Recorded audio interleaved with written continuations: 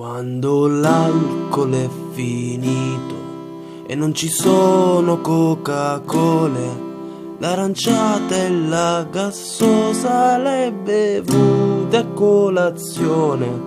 Quando non ci son più succhi, non c'è latte da versare, solo allora ti ricordi che puoi bere l'acqua.